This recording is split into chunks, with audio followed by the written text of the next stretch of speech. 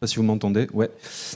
Du coup, on va pouvoir démarrer le dernier temps de cette matinée, donc, à savoir la table ronde dédiée à l'amélioration de l'expérience sonore des publics de concert, qui devrait nous mener jusqu'à 13h30. Donc, le temps que les intervenants intervenantes nous rejoignent tranquillement, je vais peut-être vous dire un petit mot sur le déroulé qu'on a envisagé.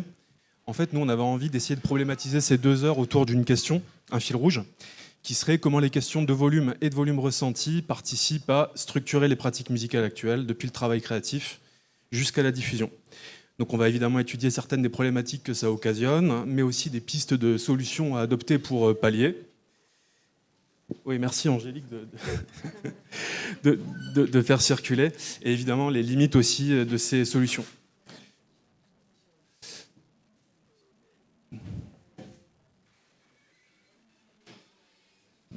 Je pense qu'elle est vide peut-être aussi. La vide ?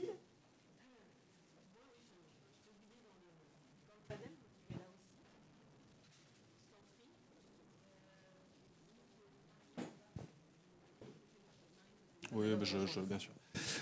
Donc si tout se passe bien en termes de timing, l'idée c'est vraiment qu'on parte du travail de studio et puis qu'on remonte la chaîne, on va dire, jusqu'aux problématiques de gestion sonore qui sont rencontrées par les lieux et par les festivals. Donc de là, évidemment, soit s'il nous reste un peu de temps, on abordera une petite thématique bonus avant de vous laisser la parole, ou soit on vous proposera directement l'opportunité de poser vos questions ou de faire vos remarques sur ces questions-là. Du coup, s'ils sont en place, je vais présenter nos intervenants et intervenantes rapidement, avec qui on va explorer toutes ces questions. Donc, qui n'est pas encore sur le plateau, mais qui a été présentée ce matin, Marie Vercotteren, qui est directrice adjointe de la direction du soutien aux artistes, aux entreprises et aux projets au CNM. Sacha Rudy, compositeur, instrumentiste, chanteur, mais qui travaille aussi au service de la vision d'autres artistes, que ce soit en tant que producteur ou directeur artistique. Voilà, on pourra citer ses collaborations avec Laylo, par exemple, ou avec Christelle Meuret, Edith Preto, pour ne citer que. David Rousseau, Color System, acousticien et responsable de laboratoire chez Solutions 63 Hz, une entreprise de recherche et développement expérimental en matière acoustique. Arnaud Perrine, qui nous a pas encore rejoint non plus, mais qui est en train de le faire, qui est donc président de 3 lieux à Paris, à savoir le Jardin 21, un tiers-lieu culturel et potager, et 2 lieux dédiés à la diffusion, donc le Glazart, dans lequel on est aujourd'hui, et le Kilomètre 25, qui a la particularité d'être un open air.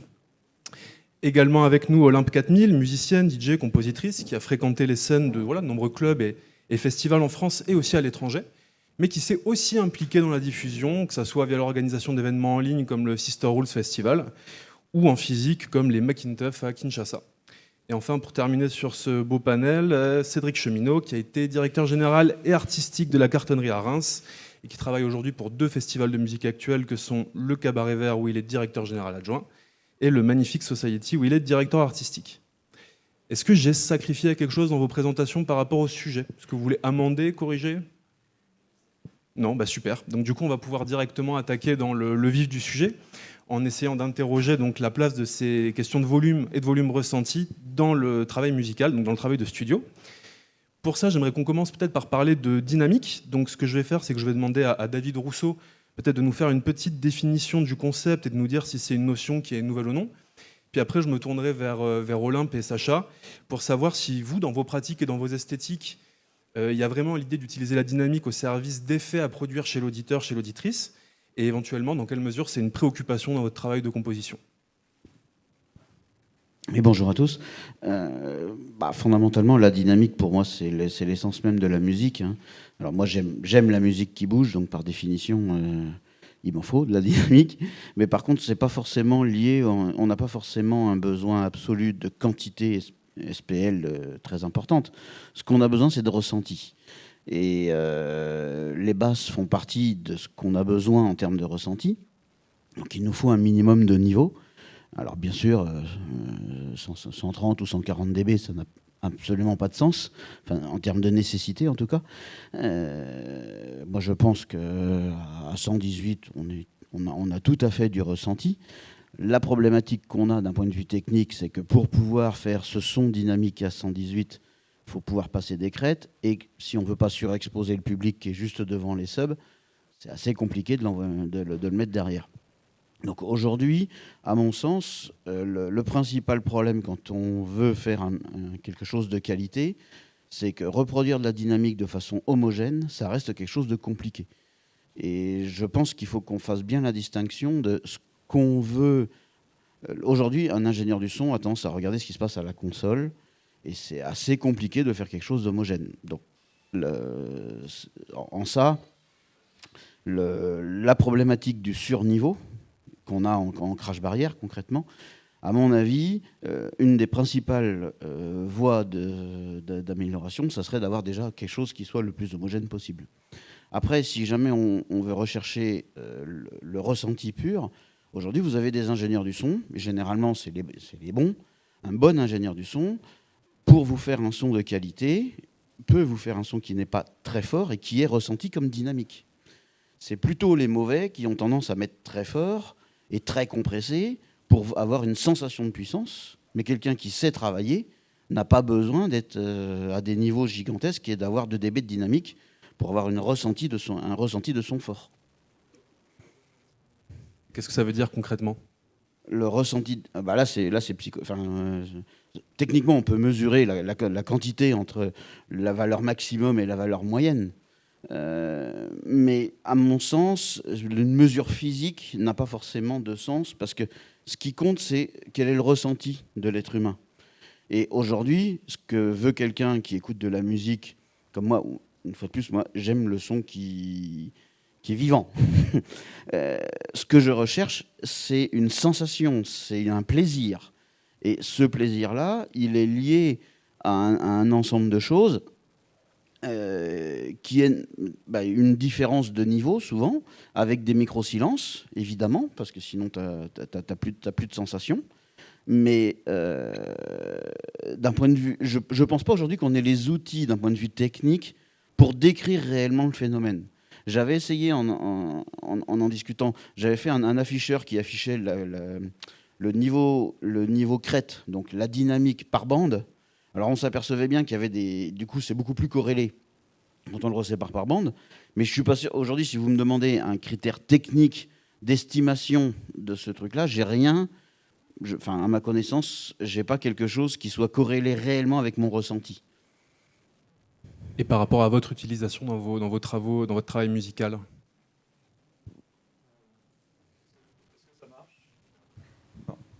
Est-ce que ça marche ? Oui, ça marche.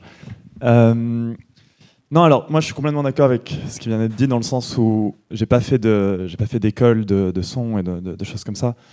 Mais ce que j'ai remarqué au fur et à mesure de mon travail sur tout ça, c'est l'aspect psychologique de ce qu'on entend.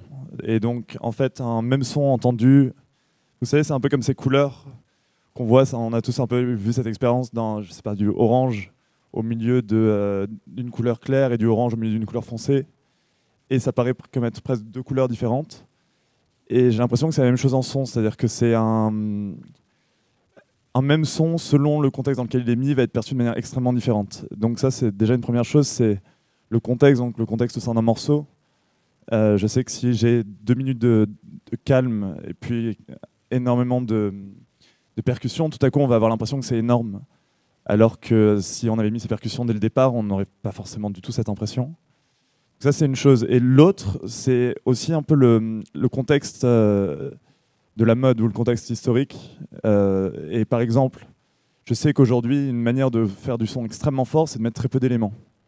Et donc, en mettant, disons, je sais pas, avec un piano-voix, on peut donner l'impression d'être 1000 fois plus fort qu'un morceau dans lequel on mettrait, on superposerait peut-être 70, parce que ça arrive, 70 pistes de différents instruments. Et quelque part, le son que, je ne sais pas si vous connaissez par exemple Phil Spector dans les années 60, qui avait cette technique où tout était, par exemple les guitares étaient jouées 5 fois différentes par 5 guitaristes différents, les batteries avec 3 batteurs, enfin il y avait des choses comme ça qui paraissaient absolument gigantesques. Et en fait aujourd'hui le son de Phil Spector paraît très faible par rapport au son de Rosalia où il y a 3 éléments dans un morceau. Donc c'est des choses qui varient aussi énormément selon le temps et selon, je pense, la psychologie aussi du moment, c'est-à-dire ce à quoi tout le monde s'habitue. Donc mon point là-dedans aussi, c'est que j'ai l'impression de ne pas avoir fait d'école là-dessus, mais qu'en même temps, il n'y aurait pas forcément d'école qui pourrait m'apprendre exactement ce que c'est que de faire un son fort, puisque ça change tout le temps. Voilà un peu mon idée. Quelque chose à rajouter, Olympe? Non? Ok. Si on se penche un peu aussi sur la question du travail donc des basses fréquences dans la musique actuelle, donc, dont on a vu qu'elles étaient à la fois problématiques et intéressantes sur le plan esthétique. David Rousseau, vous avez réalisé en 2015 un travail sur la mesure des basses fréquences engendrées par les musiques amplifiées. Est-ce que vous pouvez nous dire rapidement en quoi a consisté ce travail? Est-ce que vous avez pu constater à l'endroit de l'évolution des pratiques de mixage dans le temps? Oui, bah c'était suite à une présentation à la Semaine du Son. Enfin, c'était pour une présentation à la Semaine du Son, où je m'étais amusé à regarder l'évolution en fonction du temps de la balance tonale, c'est-à-dire de l'équilibre entre la quantité de grave, enfin la différence de quantité entre le médium et le grave. Et globalement, ce qu'on s'est aperçu, c'est qu'il y avait eu une augmentation gigantesque des quantités dans l'infragrave avec les musiques actuelles. C'est lié à deux choses. C'est lié au fait que maintenant, comme vous le disiez d'ailleurs très, très justement, maintenant on a la possibilité de le faire. Il y a 50 ans, on ne pouvait pas faire des très très gros systèmes dans les infrabasses, ça n'existait pas, il n'y avait pas de haut-parleur capable de le faire. À l'époque, un 416, ça débattait de 4 mm. Là, les derniers haut-parleurs qu'on a mis, ils débattent de 4 cm. Ceux que j'ai fait voir hier, ils débattent de 4 cm. Quand vous avez un haut-parleur qui bouge de 4 cm et qui fait 56 cm de diamètre, ça ne fait pas pareil que si jamais c'est un petit HP qui bouge très peu. Donc on a maintenant du matériel capable de faire des très gros niveaux.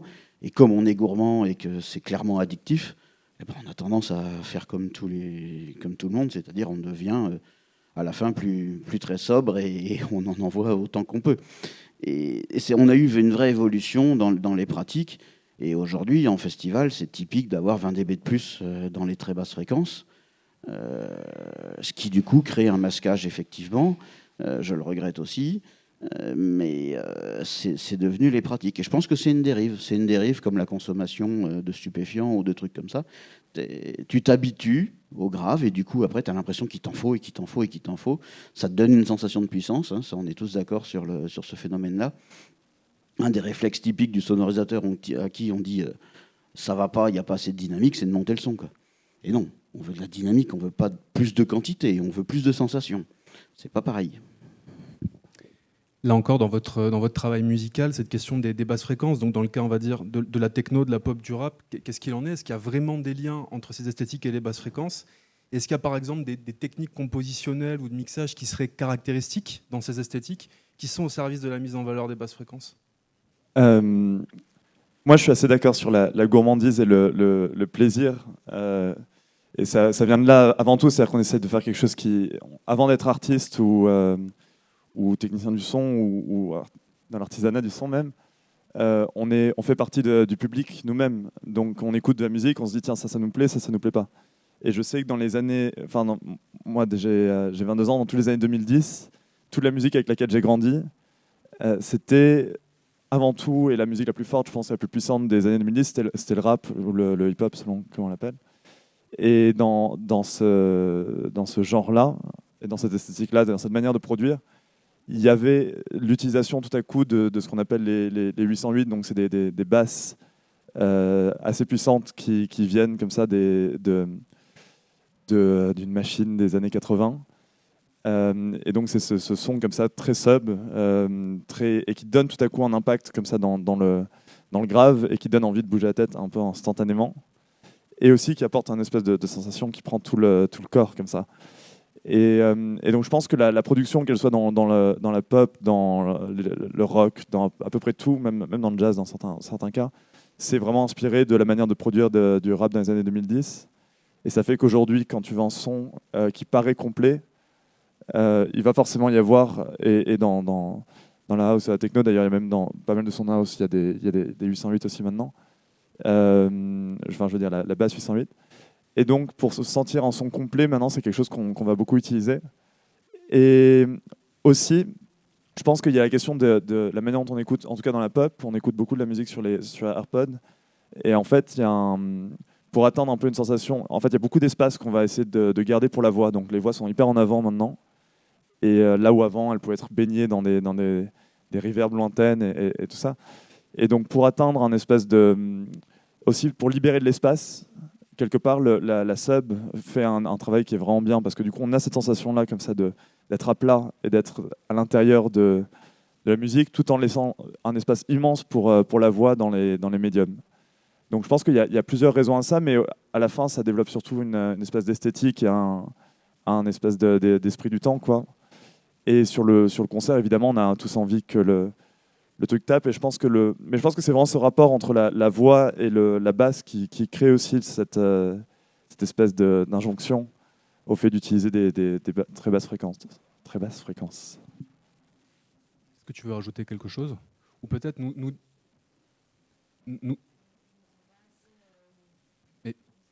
Hyper légitime, j'ai pas tout le vocabulaire technique et du coup je me sens pas hyper à l'aise de parler de tout ça parce que j'ai pas forcément ce vocabulaire.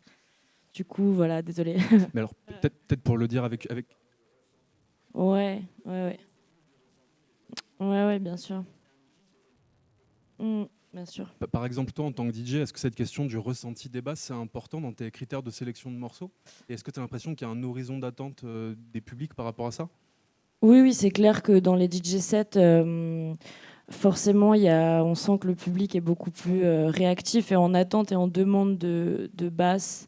C'est un peu ce que tu disais tout à l'heure. On a l'impression que c'est tout ce qu'ils attendent. Enfin, pas tout ce qu'ils attendent, mais c'est vrai qu'il y a de plus en plus d'événements, enfin de lieux où le public est en attente de plus de basse, quoi. Donc dans les DJ sets, c'est quelque chose auquel il faut forcément réfléchir. Après, encore une fois, ça dépend quelle pratique tu as du DJ set. Si tu joues dans un club, ça dépend à quelle heure tu joues. Ça dépend si tu proposes plutôt une émission sur une radio. Enfin, ça dépend d'énormément de choses. Mais c'est vrai que quand tu es en club et que les gens ont envie d'en découdre, on va dire, ils ont besoin d'avoir des basses, quoi. Donc il y a un vrai horizon d'attente à cet endroit-là, quoi. Pour terminer sur ces questions de studio, j'aurais voulu qu'on évoque la notion de loudness war. Donc désolé pour mon anglais, hein. Course au volume. Je vais encore une fois me tourner peut-être vers David pour une définition succincte de ce concept de loudness war. Et puis après peut-être vers Sacha pour savoir comment ça se traduit dans la composition, quel est le rôle du mixage, du mastering là-dedans. Et peut-être si c'est une notion qui est encore prégnante aujourd'hui ou plus vraiment. Oui, en fait, moi je l'ai vécu, cette espèce de guerre. Il faut toujours plus fort, notamment avec les radios. On parlait d'où ça venait tout ça. Moi, j'ai bien connu la personne qui a créé le premier compresseur à l'époque pour énergie, dont la technique principale de compression, c'était de générer de la distorsion pour essayer de remplir les bandes là où il n'y avait pas de son initialement. Donc, on a maintenant des systèmes où tu rentres une fréquence et puis tu recrées toutes les autres fréquences pour essayer de faire plus massif, faire plus gros, faire plus bouilli, quoi. Bon, moi je pense que tout simplement on s'est fait dévier par la technique, on a confondu les outils et les finalités. Faire plus fort, c'est pas la guerre de celui-là qui fera le plus fort pour sembler passer au-dessus le lot, comme si jamais on voulait faire une publicité en permanence. C'est juste parce qu'on ne sait pas faire. Moi, quand je travaillais, j'étais un G-System pour Madge. Il n'avait pas besoin de jouer à 500 dB pour qu'on ait une impression de ressenti, de dynamique et de vie dans la musique. Et je pense que c'est une solution de facilité. C'est un truc où on se dit, bah, t'inquiète pas, je vais mettre un compresseur et puis comme ça, après, tout est simple. Oui, mais non, apprends à travailler. Et c'est pas parce que tu feras moins de dynamique et que tu feras plus fort que ce sera mieux. Il faut apprendre à travailler, je pense. En tout cas, quand je vois des mixeurs, alors personnellement je ne suis pas mixeur, hein, c'est important de bien situer les choses, mais quand je les vois travailler, il y a des gens qui savent faire et d'autres qui ne savent pas. Il y a des mecs qui te font un son à 98 dB qui est magnifique et qui te donne un plaisir fou. Qui est dynamique, où tu as un vrai plaisir à écouter tes basses qui te font rentrer en communion avec effectivement avec tout le monde. Enfin, ça c'est un vrai truc. Et d'autres pas. Tu as l'impression, oui, c'est très fort, tu es à 130 dB, mais tu es à 130 dB et tu n'as rien. Tu as juste un espèce de bouillie. Enfin, c'est pas. Vraiment, cette notion de toujours plus fort, toujours moins de. Je pense qu'il ne faut pas confondre l'effet commercial. Je pense que c'est venu d'un effet commercial où on avait besoin sur une radio que quand tu tournes sur la radio, pouf, ça sorte plus fort que tout le reste, parce que ça faisait que tu restais sur cette radio-là. Ce qui était moi, quand j'en avais discuté avec lui, qui était donc à la base de tout ce qui était compression pour énergie, pour que énergie sente plus fort que les autres, quoi. Mais c'est pas parce que y avait ces outils-là qu'on est tombé dedans. Je sais pas comment le dire, mais je pense que c'est une connerie.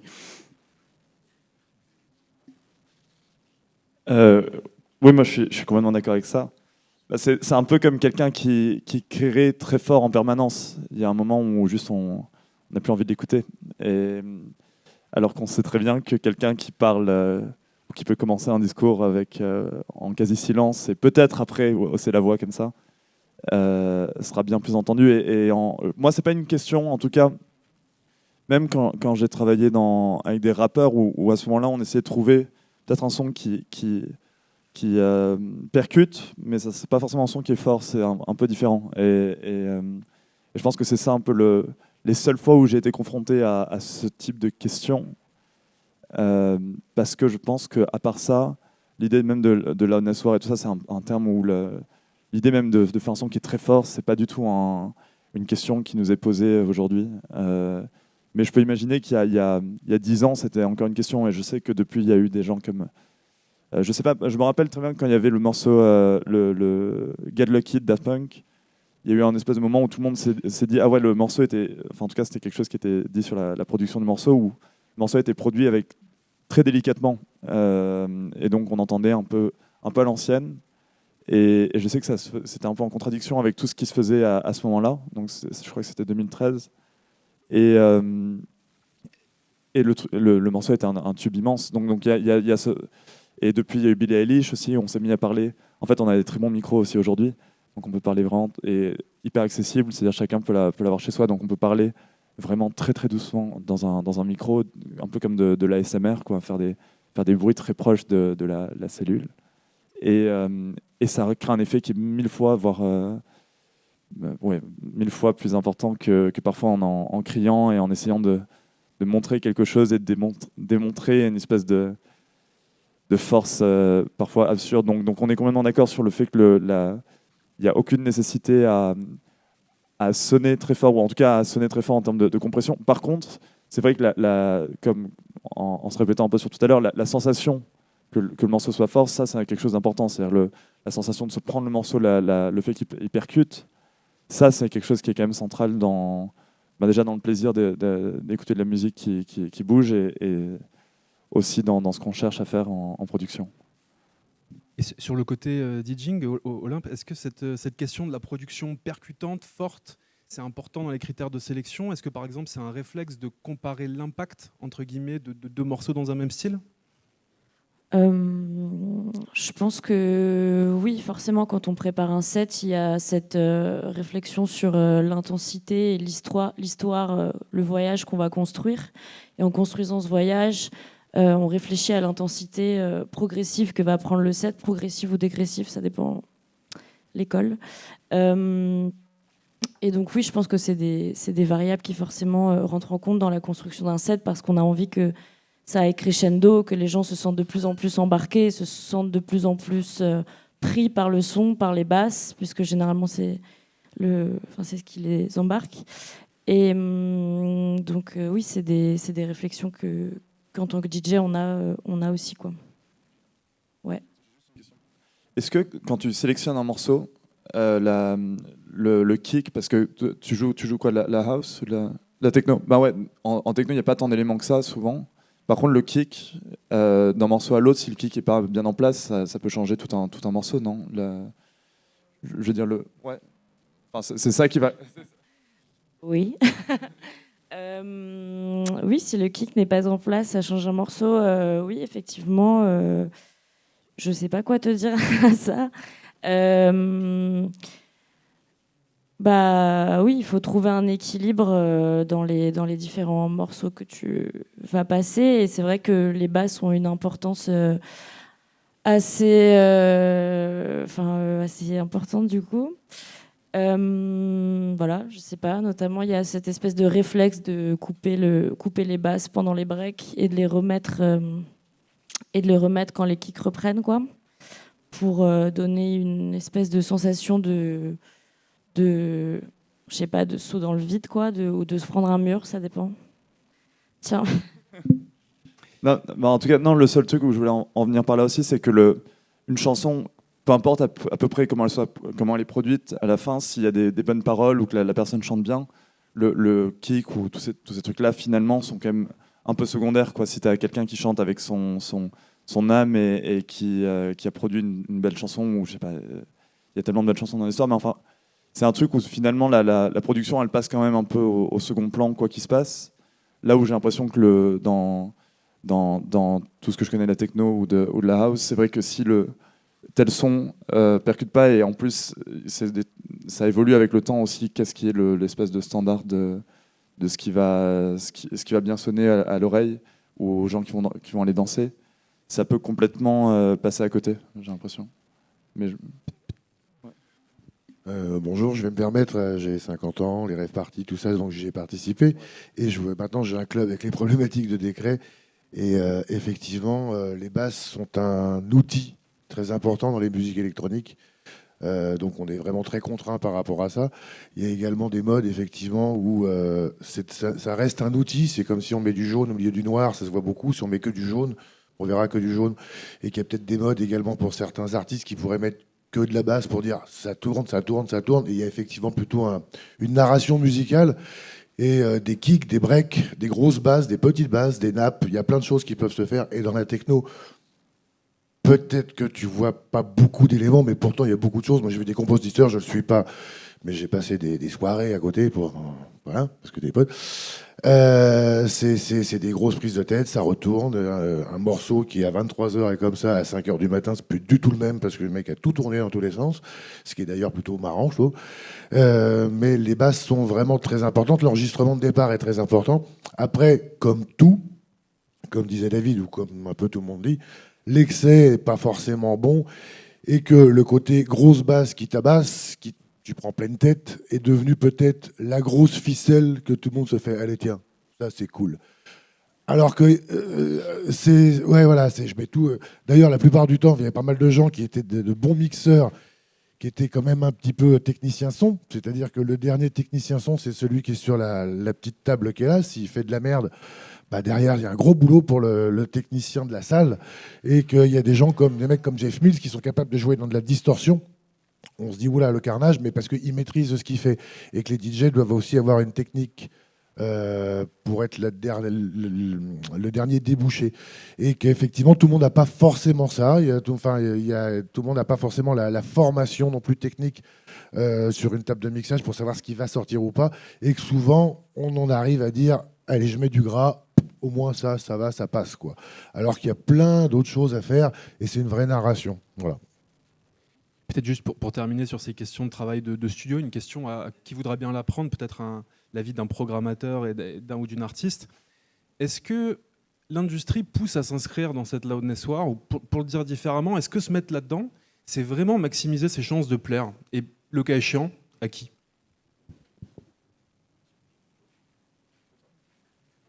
Je vois que ça... Waouh. On peut la zapper si vous voulez. Hein.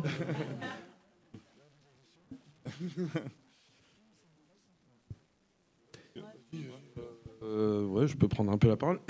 Je sais pas. En fait, la question je me l'étais jamais posée. En fait, à vrai dire, je sais pas si on a plus de chance. C'est pas la sensation que j'ai. Je dirais que le mauvais côté de l'industrie, c'est plus de mettre assez vite sur scène des projets qui étaient encore en studio et qui passent tout de suite d'une petite salle. Souvent, ils passent même pas par les petites salles. On va taper direct des grandes salles. J'ai dirigé la Carto, c'est 1200 places. On a accueilli des groupes qui n'avaient pas du tout le parcours classique j'ai fait des cafés-concerts, puis des clubs, et puis ensuite des grandes salles. Ils arrivent, ils étaient en studio, ils passent du studio à la grande salle, et la plupart du temps, là, c'est effectivement une bonne au mieux de la bouillie, au pire un carnage. Donc le côté de l'industrie un peu rapide, c'est ce côté-là. Enfin, en tout cas, moi, je le perçois pas et je me dis pas, tiens, ça cogne. Finalement, ça m'intéresse plus que d'autres.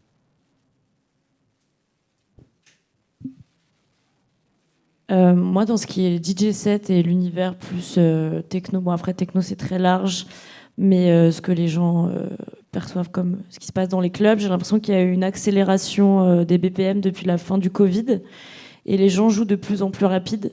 Donc par exemple la techno, genre la bonne techno qu'on écoutait fin 90, début 2000, on allait jusqu'à du 135 voire grand max 140 BPM.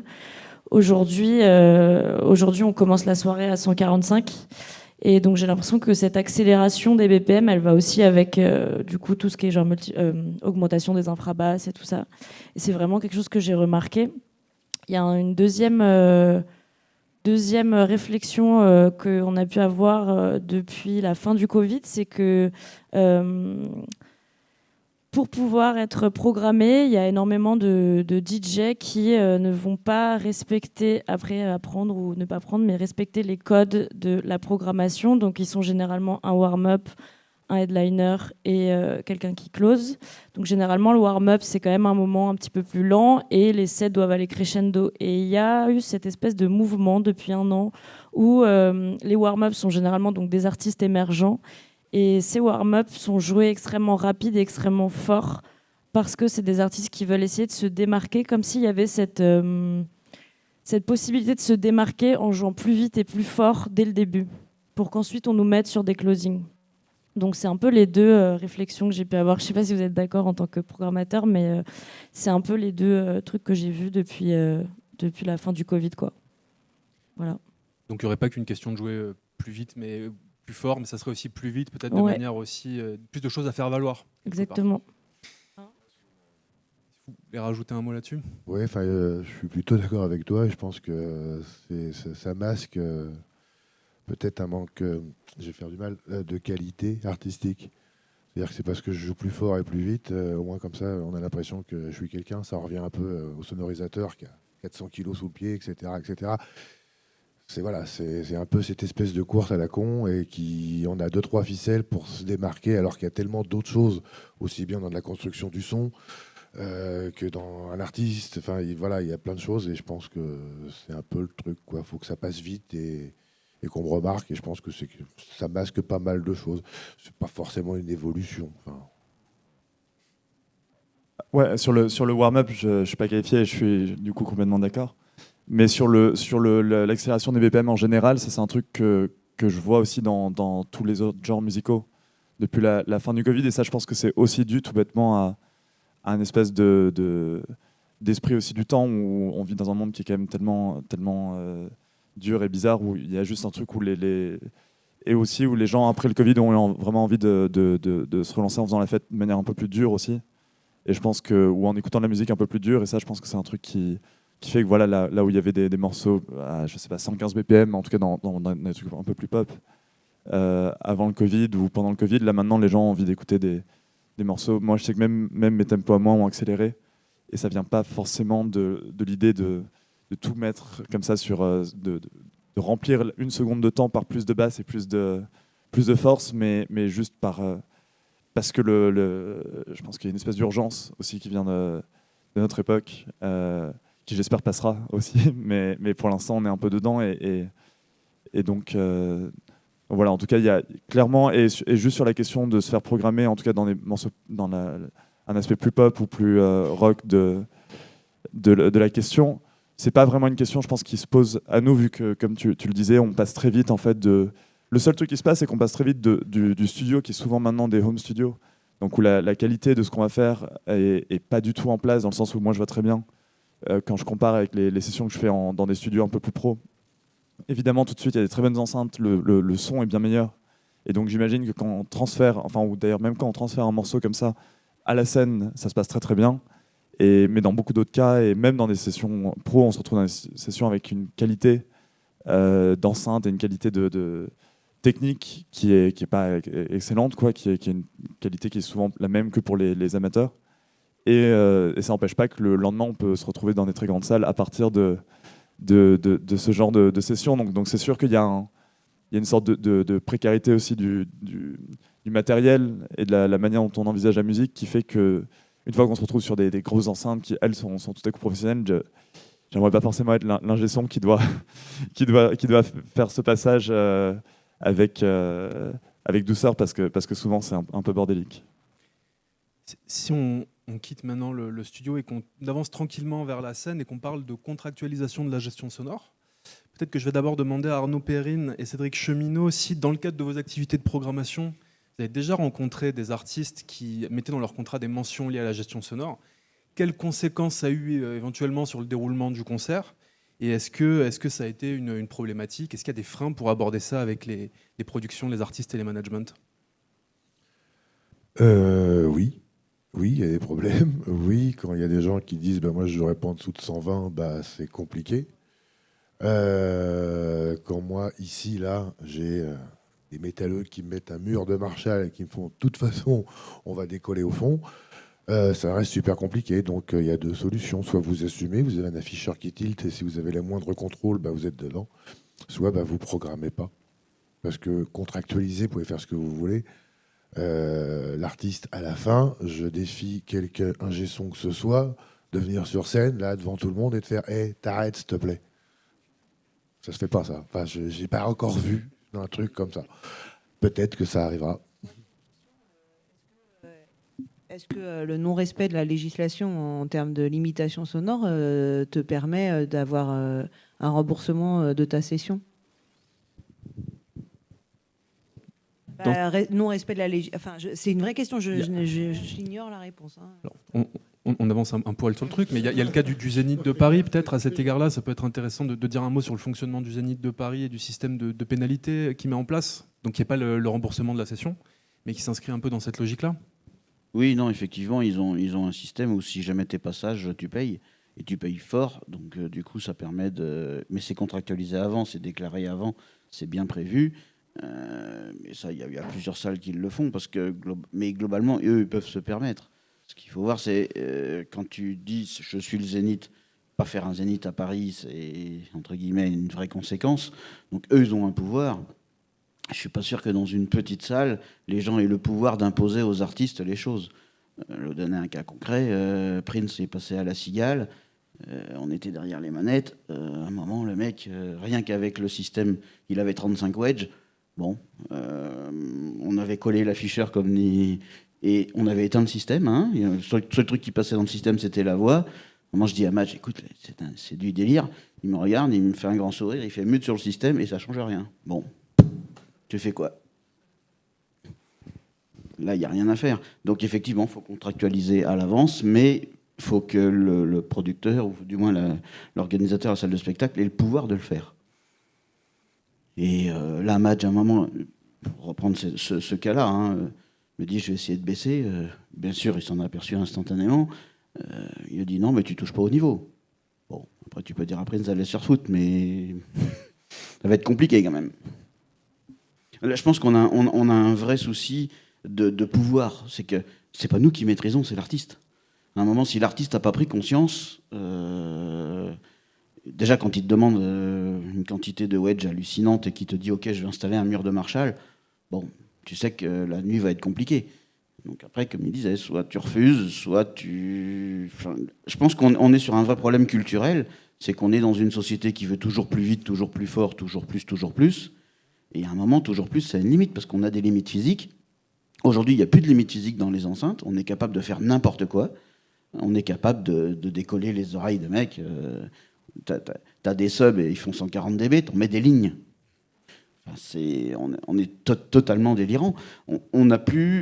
Avant, on avait une limite parce que le matériel n'était pas capable de... Aujourd'hui, il n'y a plus de limite, mais on continue à avoir un comportement illimité. Ça revient exactement à l'écologie, où aujourd'hui, on peut tout détruire. Oui, on peut envoyer la bombe nucléaire. On a la capacité de le faire. Il faut qu'on apprenne. Oui, non, mais aujourd'hui, on n'a plus de limite. C'est comme si jamais chacun avait une Porsche capable de rouler à 900. Bon, une Porsche capable de rouler à 900, si jamais tu me la donnes à moi, elle finit dans le trottoir, hein, et moi avec. Faut apprendre à conduire. Et aujourd'hui, on n'a rien pour apprendre à conduire. Les gens qui passent derrière une console n'ont pas de formation forcément. T'as pas un permis obligatoire, t'as pas un permis à points. Si le mec il fait n'importe quoi, il peut recommencer le lendemain. Donc aujourd'hui, on n'a pas du tout évolué d'un point de vue gestion à la proportion des systèmes qu'on a. Aujourd'hui, on a des systèmes, tu arrives, tu fais un Stade de France, tu as 1 mégawatt sous le pied. Et tu n'as aucune formation pour avoir 1 mégawatt sous le pied. Tu peux être bourré, tu peux être...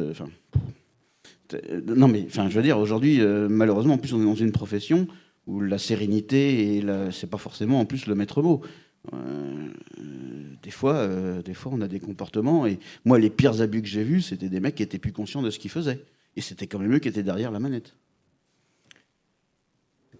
Sacha, Olympe, est-ce que vous, dans vos contrats, il y a quelque chose qui s'intéresse à la gestion sonore et sinon, est-ce que ça vous paraîtrait pertinent d'implémenter quelque chose, que ce soit par rapport au son de plateau, à la sono de la salle? Alors, moi, dans mes contrats, il n'y a absolument rien, quand il y en a. Et mais non, mais par contre, là où je trouve ça intéressant, ce que tu viens de dire, c'est que je pense qu'en tout cas, ma génération, on est un peu conscient quand même de ces problèmes, en tout cas sur en tout cas du problème du trop tout le temps, en tout cas dans des côtés plutôt sur l'écologie ou des questions comme ça. Et je pense que en revanche sur le son, c'est pas du tout un problème où on est si au courant ou si au fait d'eux. Et j'imagine que vu la manière d'être sur des problèmes comme l'écologie, où en tout cas on a conscience qu'on peut pas, même si on a la capacité de faire tout le temps, on peut pas, enfin dans certains cas en tout cas, on s'évite et on s'empêche parfois de le faire par responsabilité et parce qu'on a envie de survivre aussi. J'imagine que dans l'idée de faire survivre nos oreilles, on pourrait aussi se dire ça. Moi je sais qu'en tout cas c'est pas du tout des problèmes auxquels on m'avait sensibilisé en commençant à faire de la musique. C'est pas du tout des questions qu'on m'avait posées ou des problèmes qu'on m'avait posés. Et là, rien qu'en faisant cette table ronde ou des choses comme ça, c'est des questions où tout à coup je vais me poser la question la prochaine fois que je ferai un concert, la prochaine fois que je fais même les morceaux que je fais depuis qu'on a parlé la semaine dernière. C'est une question qui tout à coup est abordée dans ma tête, quoi. Et je pense, donc je ne sais pas après le type de sensibilisation, le type de manière d'en faire, mais peut-être qu'il y a des lois à faire passer ou des choses contractuelles, mais je pense que la meilleure manière de régler la solution, comme dans beaucoup de cas, c'est déjà d'en être conscient. Et ouais, d'avoir la formation, d'avoir des éléments, en tout cas, déjà savoir que c'est un problème qui existe, parce que c'est pas du tout un truc qui est si répandu que ça, en tout cas chez les gens qui font de la musique comme moi, je pense. Pour ma part, je pense que l'un des outils qui pourrait être utilisé pour essayer de travailler au règlement de ces problèmes de risques sonores dans les milieux festifs pourrait aussi venir de l'artiste et des riders techniques qui sont proposés. Si jamais les artistes commencent à inscrire dans leur rider le fait qu'ils ne veulent pas que le lieu dépasse tant de décibels, ça pourrait aussi être une autre impulsion, un autre biais pour pouvoir changer ces choses-là. Par exemple, je sais que dans le cas des agressions et des inégalités dans les espaces de nuit, il y a Technopole qui a mis en place une sorte de guideline à ajouter dans le rider pour des artistes qui souhaiteraient que les lieux créent des espaces plus safe et plus inclusifs.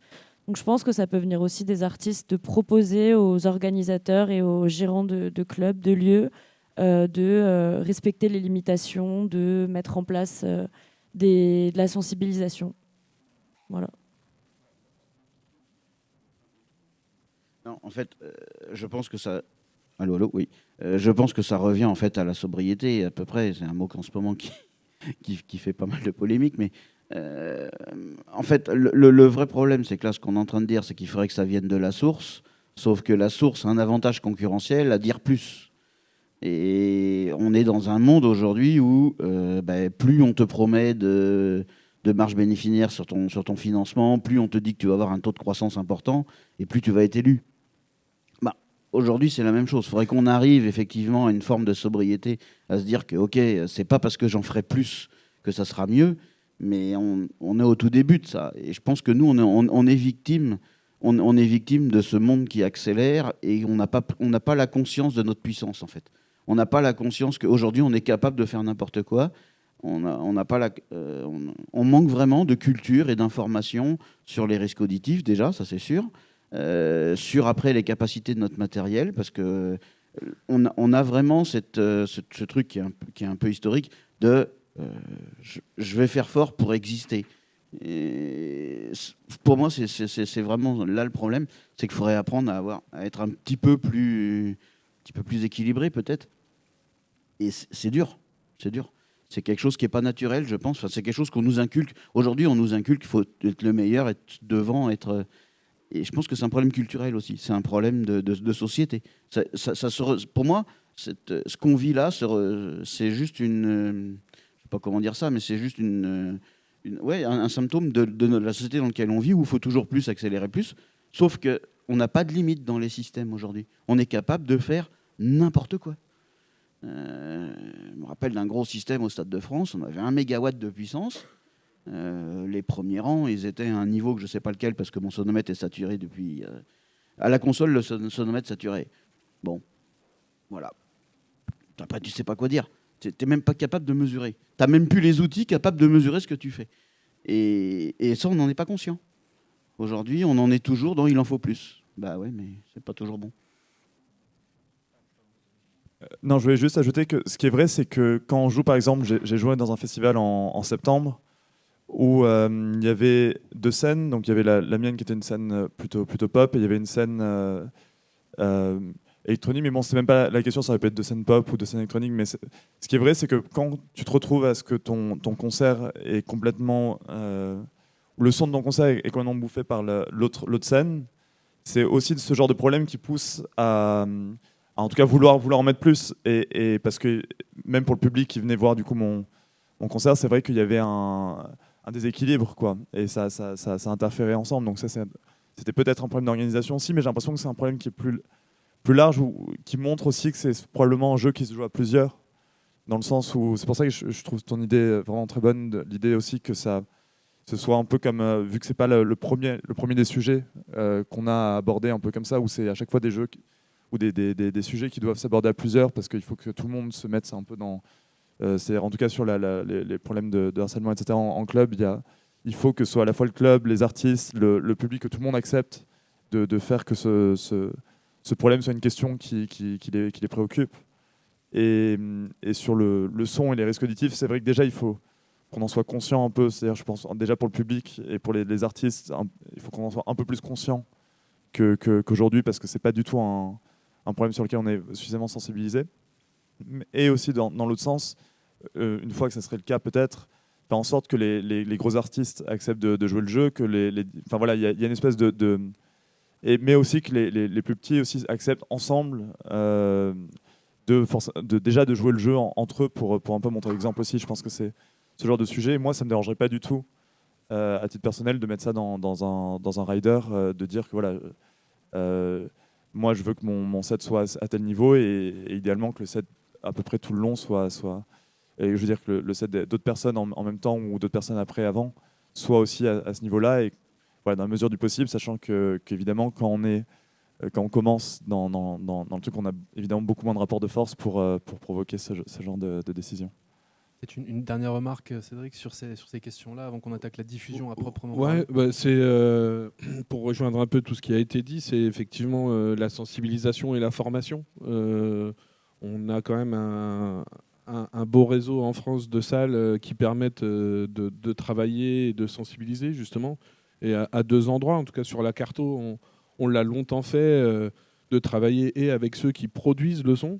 Et on se rend compte que même juste en mettant à dispo la salle avec un mixeur, et on fait venir les producteurs et on bosse, et juste qu'ils se rendent compte de comment ça sonne d'un seul coup dans une grande salle avec un autre système. Ouais, et là, ouais, c'est ça. Et là, le travail, il a été, ça paye, parce qu'au final, on se rend compte qu'on galère moins après quand on accueille les artistes qui jouent sur ces prods, etc. Et puis les mixeurs, parce qu'effectivement, comme tu disais, il n'y a pas vraiment de formation. Il y en a beaucoup qui sont sur le tas. Nous, on a lancé, des formations qui sont malheureusement arrêtées, mais on voit que quand même, quand tu as tout un environnement qui est sensibilisé, finalement, tu maîtrises quand même beaucoup mieux les choses. Et je crois que c'est plus agréable pour tout le monde, parce que même les artistes se rendent compte. les techs qui jouent là, et puis pour le public, en fait. Donc, on a cette chance en France. Là où on s'est, nous, régulièrement un peu accrochés, c'est avec les musiciens anglo-saxons, où la Carto, dans un club de 400 places, Jim Jones veut jouer, et effectivement, on n'a même pas besoin d'allumer la diff, qu'il y a déjà 110. Donc, là, on a passé l'après-midi à se battre. Voilà, le régisseur, ensuite le DT qui vient, qui dit les gars, ça va pas se faire comme ça, et ça n'avance pas, ça remonte jusqu'à moi. C'est soit vous réglez, soit on joue pas. Bon, à la fin, ils ont descendu, puis finalement, au fur et à mesure du concert, voilà, j'avais un technicien d'accueil qui était là toutes les 5 minutes à mettre la main sur l'épaule. Non, tu redescends. Je pense qu'en France, il y a cet avantage-là d'avoir ce réseau de salles. Voilà, qui est soutenu, qui doit faire de l'accompagnement, qui doit faire de la sensibilisation, de la formation. Faut s'appuyer dessus. Je pense que ce sera plus agréable pour tout le monde. Juste très rapidement, il y a peut-être aussi à un moment un besoin de contrôle, parce que là, on en revient sur ton exemple de la vitesse en voiture. À un moment, s'il n'y a pas de radar, personne ne va devenir raisonnable, quoi. Je pense qu'il faut être conscient qu'on n'est pas capable intrinsèquement d'être raisonnable. Enfin, moi, du moins, je ne le suis pas. Voilà. Donc, je pense que si jamais il n'y a pas un minimum de règles avec des vraies contraventions, et pas une amende à 1500 boules, je pense qu'on s'en sortira pas si jamais il n'y a pas un minimum d'encadrement. Et aujourd'hui, l'encadrement, il n'existe pas parce qu'il n'y a pas de contrôle. Je pense que la seule solution, c'est qu'il y ait des vrais contrôles, parce que sinon, intrinsèquement, je ne pense pas que l'être humain soit raisonnable naturellement. Ça vient avec l'éducation. Et on n'est pas éduqué. Des débats dans lesquels on ne va peut-être pas s'éterniser, parce que est-ce que l'être humain est naturellement dans la modération ou pas, on n'y est pas arrivé. Si on essaie d'abord un peu, avant de rentrer vraiment dans l'étude de cas kilomètre 25 et cabaret vert, pour jauger un peu entre guillemets, la prégnance de ces problématiques de gestion sonore dans le secteur, est-ce que Cédric Cheminot, Arnaud Perrine, vous pourrez nous parler des problématiques que vous avez rencontrées dans le cadre de d'autres projets, d'autres festivals, peut-être si jamais vous en avez rencontré autour de la gestion sonore, et peut-être aussi Marie Vercotrenne nous dire si le CNM est régulièrement mobilisé sur ce sujet par des opérateurs qui se sentent démunis, et éventuellement est-ce qu'on a l'impression que cette problématique devient de plus en plus prégnante, est-ce qu'il y a une croissance de sa prise en compte? Des problèmes, oui, forcément, hein, j'en ai rencontré. Donc nous, par exemple, ici, on a fait, à l'extérieur d'ici, on avait fait, je crois, le premier open air à Paris, ça s'appelait La Plage, sur laquelle on programmait aussi bien des concerts que du club. Et il s'avère qu'il y a certaines esthétiques qui étaient complètement impossibles à faire. C'est-à-dire on est en milieu urbain, on avait fait des études d'impact, de manière à avoir le moins d'impact effectivement sur le voisinage, mais il s'avère qu'il y a certains styles de musique, certaines fréquences, etc., qui sont pas forcément gérables. Dans la techno, effectivement, ça peut être du dub, des grosses basses qui vont aller très très loin, mais dans des musiques plus classiques, si j'ose dire, une bonne section de cuivre va faire un carnage également. Ou alors, on contraint tout de suite, effectivement, par contractualisation, t'as pas le droit de jouer, et en fait, les gens veulent pas venir. Donc, à partir de ce moment-là, on n'a pas non plus les artistes souhaités. Donc, il y a ces problématiques-là que nous, ici, on a connues depuis un petit bout de temps. Et donc, sur les extérieurs, c'est vraiment des soucis qui sont pas insolubles, parce qu'on est en train peut-être de trouver des solutions, peut-être, hein, de nos jours. Mais effectivement, l'extérieur, c'est très compliqué. Quant à l'intérieur, pour en revenir 2 secondes à ce qu'on se disait avant, effectivement, des contrôles sont indispensables. Les clubs ou les établissements qui ont un pas de porte, dirons-nous, dans nos milieux de musique électronique, eux, sont contrôlés parce qu'on a obligation d'avoir un mouchard, etc. Donc, on a moyen de se faire taper sur les doigts. Quand il y en a plusieurs autres dont je viens, donc je crache pas dans la soupe, encore une fois. Mais oui, forcément, eux, ils en ont strictement rien à secouer. Il n'y a pas de limiteur, il n'y a pas d'afficheur, il n'y a pas d'enregistreur. Donc, pour éduquer un public en général, qui le vendredi tape à 105 décibels et quand il arrive ici, il tape à 100, il fait « mais c'est quoi ce son de merde ici ?» Voilà. Donc, l'éducation se fait à tous les niveaux. Et effectivement, il va falloir prendre toute la chaîne public, artistes, diffuseurs, etc., et tout type de diffuseurs. Et pour ça, peut-être une prise de conscience morale comme l'écologie pourrait plus être importante, parce que sinon, chacun va faire son truc dans son coin, quoi. Avant de parler Cabaret Vert, sur la Magnifique Society, qui est un festival à Reims en milieu donc, urbain. Un peu excentré, mais voilà, à 20 minutes à pied du centre-ville. Sur les premières éditions, voilà, dès le départ, on a eu des plaintes et des riverains qui étaient très très loin, en fait, des villages d'à côté même. On se dit, mais c'est pas possible. Et franchement, il y a une équipe autour de ce festival, qui est l'équipe de la cartonnerie, qui est très sensibilisée à toutes ces questions et sur lesquelles on travaille. On a cherché de où ça pouvait venir, comment on pouvait corriger les choses. Donc on a trouvé quelques petites solutions, notamment sur une scène dédiée aux musiques électroniques, où plutôt que d'être sur du frontal, on a créé un club à ciel ouvert avec une grosse serre, c'est le son. Les gens doivent rentrer finalement, symboliquement, passer et être dans le son. Et ça évitait ce problème qu'on avait aussi de deux scènes qui doivent jouer en même temps et où c'est pas du tout agréable pour la scène d'à côté. Donc on a corrigé 2-3 choses comme ça. On a une terrasse pour les partenaires qui donne sur la grande scène, et forcément pour que le son arrive à la terrasse partenaire, on calait le système un peu plus haut. On s'est dit peut-être qu'on peut mettre des reports sur cette terrasse et redescendre un petit peu le système. Et cette année, on a eu quasiment pas de plaintes. Donc voilà, on a quelques petites solutions comme ça, mais en espérant que les riverains ne changent pas.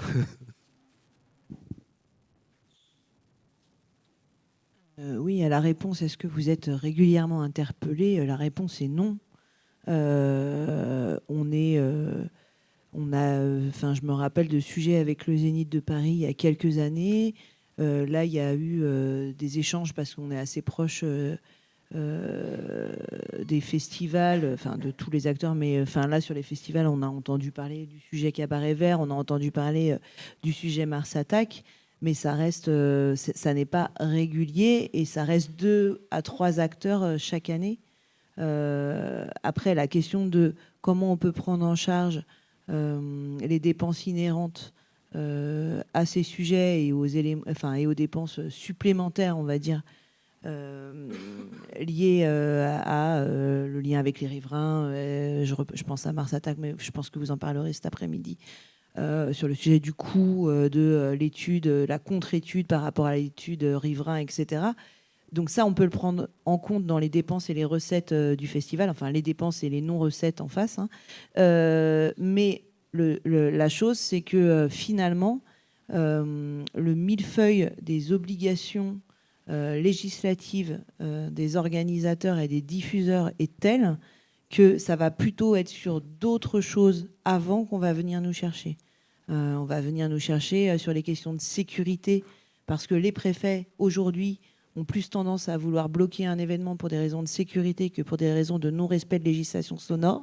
À ma connaissance, vous pouvez tout à fait aller en contre si vous avez des éléments contraires, mais clairement, nous, on est plus alertés sur ce genre de sujet. Donc, je parle de sécurité. On va être sur... Il y a eu de mémoire une annulation pour des raisons météorologiques cette année qui n'étaient pas des orages. C'était la question de la canicule. Enfin, voilà. Nous, on va plutôt être alertés sur d'autres endroits avant l'endroit de la gestion sonore, ce qui ne nous empêche pas d'être extrêmement vigilants sur ce sujet et de le prendre en compte, le cas échéant, encore une fois, quand ça a un impact sur les dépenses des événements. Mais malheureusement, j'ai envie de dire, parce que ça va être un enjeu, c'est déjà un enjeu, mais ça va devenir un enjeu de plus en plus fondamental. Aujourd'hui, c'est peu le cas. Et dernier point, sauf si tu voulais poser une question, pardon. Non, je laisse dérouler. Non, le sujet, j'ai perdu. Voilà, ça reviendra. Du coup, vous pouvez garder le micro. Et est-ce que le CNM a vocation à essayer de pousser davantage ce sujet ou pas du tout? Et le cas échéant, quels obstacles et comment ça pourrait se traduire? Est-ce que c'est le rôle du CNM de mettre encore plus ce sujet sur le devant de la scène? Alors, quel est le sujet? Non, mais c'est une vraie question. C'est le sujet de quoi? Des événements et des organisateurs qui tiennent des concerts qui ne respectent pas la législation. C'est le sujet de... Il y a une législation qu'il faut savoir respecter. C'est pas exactement le même sujet. Enfin voilà, c'est quoi le sujet est quoi? On peut aller sur les deux. Bien sûr, la question de la sensibilisation de l'information et de l'intégration de ces questions dans les formations portées par le CNM, mais également les formations soutenues par le CNM, est un enjeu. Pour information, on a une commission qui s'appelle Structuration et Développement Professionnel, dans laquelle on soutient des écoles de formation artistique, pas technique, artistique. Mais clairement, aujourd'hui, et je viens de le noter parce que je me suis rendu compte que ce n'était pas du tout une question qu'on posait à ces écoles qu'on soutient par ailleurs. Donc c'est les écoles de formation type Studio des Variétés, type les écoles de la FNEJMA, etc. Et on ne pose jamais cette question de est-ce que les jeunes, ou les vieux d'ailleurs, enfin les artistes que vous formez, vous posez cette question-là. Je ne parle même pas de la transition écologique, mais au moins celle-là, c'est une question qu'on ne pose pas. Et ça, c'est une question qu'on devrait pouvoir poser. Et pour le coup, ça, c'est en mon pouvoir. C'est un truc qu'on peut intégrer très rapidement dans nos formulaires de demande. Après, la question du malus et la question de est-ce que vous pouvez nous prouver que vous vous êtes engagé et si vous ne nous le prouvez pas, on ne vous aide pas, on en est très très loin. Et surtout, et je reviens sur la question de la légifération, en fait, c'est qu'est-ce qu'on regarde ? Qu'est-ce qu'on va regarder ? Est-ce qu'on ne peut pas aller jusqu'à vérifier les éléments techniques, enfin je suis nulle en technique, comme vous pouvez vous en douter, enfin vous en rendre compte. Est-ce que on va pas pouvoir aller vérifier la marque et le matériel loué ou acheté par les gens qu'on soutient? On peut pas aller jusque là, on n'en a pas les moyens. Donc ça m'interroge vraiment sur quels sont nos moyens. Pas forcément, j'aime pas le terme coercition, mais après nous on est là pour faire en sorte que les professionnels respectent le plus possible la législation, mais aussi qu'on progresse tous pour le respect des spectateurs, des artistes, des techniciens. Donc là, c'est un peu flou pour moi, mais c'est quelque chose sur lequel il faut qu'on puisse travailler, oui. Merci en tout cas pour la réponse. On va peut-être pouvoir basculer dans deux cas malheureusement très très concrets de litiges sur lesquels on va s'attarder un peu plus longuement, que sont le kilomètre 25 et le cabaret vert. Est-ce que vous pourriez, Arnaud, Cédric, chacun votre tour, nous faire un petit récit d'expérience de ces problématiques, en commençant peut-être par poser le contexte du festival ou du lieu, parler des plaintes et éventuellement aussi peut-être de la médiation des institutions locales et des médias. Cabaret vert, donc festival, 25 000 personnes par jour, sur 4 ou 5 jours, suivant les années. Festival, pareil, encore une fois en ville. Je dois être un peu maso pour n'intégrer que des projets comme cela. Alors en plus avec une vraie difficulté, parce que là pour le coup vous avez la grande scène, donc qui doit accueillir devant 25 000 personnes et à peu près je sais pas, à peine 500 mètres une jolie tour d'habitation. Donc un projet fortement ancré sur son territoire, fortement soutenu, projet associatif, plus de 2500 bénévoles, 180 responsables qui sont des bénévoles, des gens du territoire, etc. Donc vraiment projet fortement implanté, gros travail de médiation avec les riverains forcément, parce que on impacte tout le quartier. Donc jusque-là, tout se passait plutôt bien.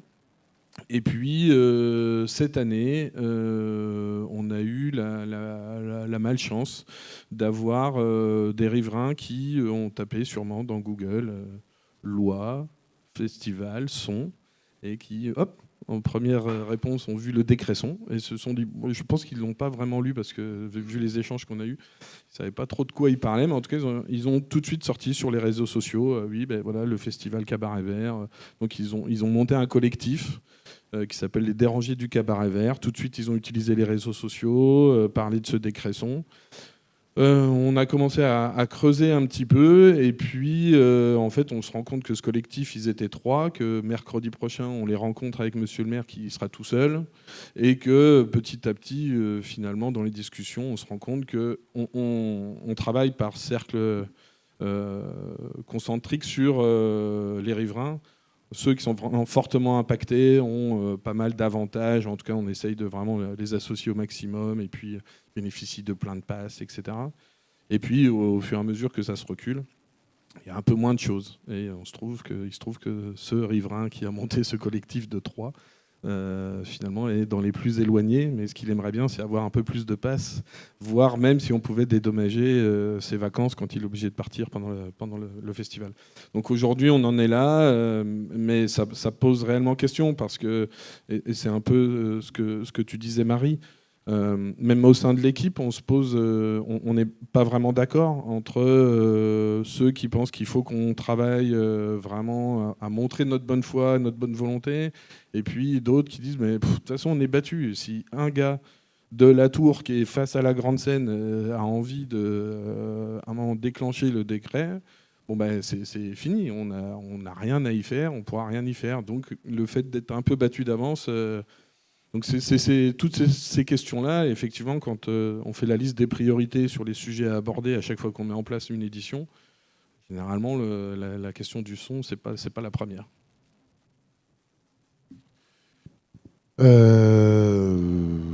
Pareil, non, un peu différent. Nous, on a ouvert un lieu donc qui dure 6 mois de l'année.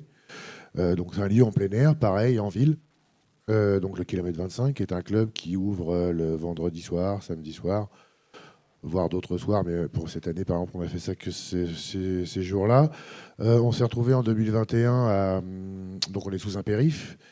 Quand on a créé le lieu, on a tout de suite pensé à disposer le lieu de manière à essayer de s'enfermer, on va dire ça comme ça. Mais Monsieur Rousseau, à ma gauche, peut vous confirmer que ça ne suffit pas de s'enfermer avec des containers en ferraille pour empêcher le son de passer. On a traité le son d'une certaine façon, mais forcément ça passe, surtout sur nos esthétiques, les basses, etc. Enfin, voilà, hein. Étant donné qu'on n'a pas le droit de construire ni quoi que ce soit, il a fallu qu'on trouve des solutions. On a commencé l'année dernière avec un son en multidiffusion, mais ça n'a pas suffi. Il s'avère qu'on ne gênait pas énormément de personnes par rapport à ce qu'a pu se dire au bout d'un moment. On a gêné quelques personnes, mais qui connaissaient les bonnes personnes. Voilà, donc c'est revenu très vite en fait. Voilà, ça a été la petite mamie qui est toute seule avec ses enfants qui laisse. Elle, ça allait. Mais il y a quelqu'un qui était un ancien élu, par exemple. Donc ça a été super vite. Et tout de suite, voilà. Et il s'avère en plus que nous sommes inclus dans un espèce de périmètre où il y a déjà eu pas mal de plaintes. On est à côté du cabaret, du Zénith, qui se sont déjà fait allumer, clairement, qui ont été obligés de reconstruire, enfin, etc. Donc des riverains qui ont le mode d'emploi, qui savent exactement qui vont appeler, ils ont le proforma de la lettre, etc. Enfin bon, voilà, donc ça va super vite. Il s'avère que voilà. Donc cette année, on a travaillé avec David, se disant que c'était très difficile de travailler comme ça. On a eu plusieurs interventions de police, mais vraiment beaucoup. On en a 20 pour le son, par exemple, sur 37 au total. Là, en 2021, on en a eu 20 interventions de police pour le son. Donc voilà, on a peur Corman du monde, je pense. Mais et il s'avère que c'est aussi un préfet, on parlait de préfet qui parle de sécurité, etc. Faut savoir que le son, c'est aussi un super levier. Vous pouvez être au top sur la sécurité incendie, sur la sûreté terroriste, tout. Il suffit qu'ils disent, moi par contre, il y a quelqu'un qui se plaint, et là, d'un seul coup, il vient vous voir. Même si votre dossier est en béton armé, il suffit qu'ils disent qu'il y ait quelqu'un qui soit gêné. Et là, du coup, elle a tout pouvoir pour venir un petit peu perturber votre événement. Donc, il faut faire très attention au son parce que c'est un très bon levier pour vous arrêter également. Donc, nous, on a pris l'option de se dire, on va essayer de faire 0 nuisance. Même le décret, personnellement, hein, mais je travaille avec des gens qui le connaissent parfaitement. Moi, je ne le connais pas super. Hein, enfin, voilà. Ce que je veux juste, c'est pas avoir d'emmerde. Donc, à partir de ce moment-là, je ne veux pas qu'un voisin entende un clic qui empêche son petit garçon d'être mauvais en maths, et tatata.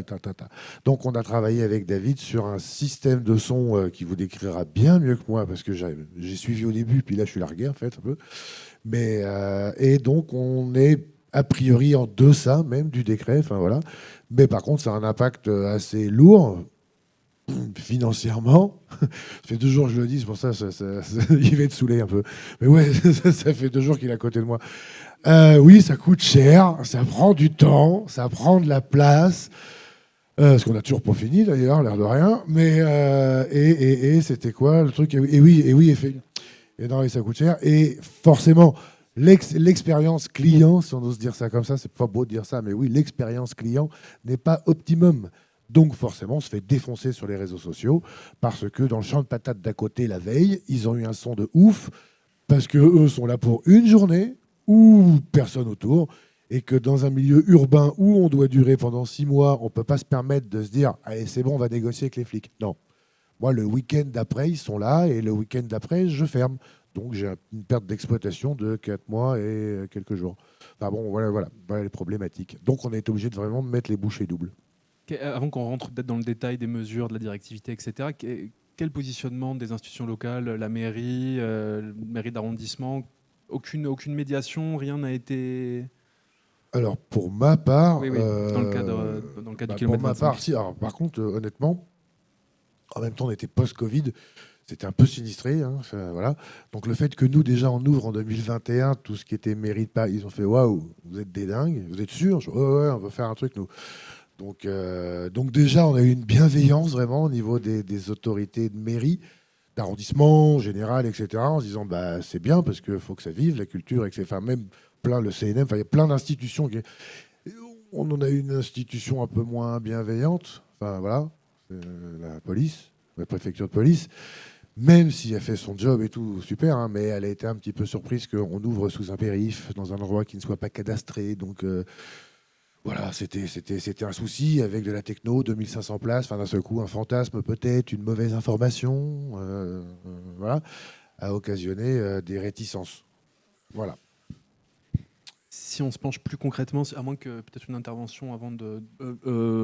Sur les pouvoirs publics, nous, ça se passe très très bien. C'est même le maire là qui va porter un peu cette médiation, parce que forcément, en plus, les Ardennes, Charleville, c'est pas le truc la ville la plus dynamique, donc il n'a pas envie de tuer les énergies. Après, on travaille beaucoup avec le préfet. Mais clairement, il nous a dit, moi, les gars, à un moment donné, si un riverain active le bon truc, moi, je ne peux rien faire. Donc voilà, politiquement, oui, c'est important, politiquement, d'être soutenu. Mais pour autant, avec cette loi... voilà. Ça tient jusqu'à ce qu'on active le bon truc, quoi. Et à partir de là, la médiation locale ne fonctionnera plus. Donc si on se penche maintenant sur vraiment les solutions techniques liées aux pratiques et au matériel de sonorisation, donc David Rousseau, d'abord, est-ce que ça serait possible de nous dire un petit mot sur la double casquette qu'a leur système acousticien?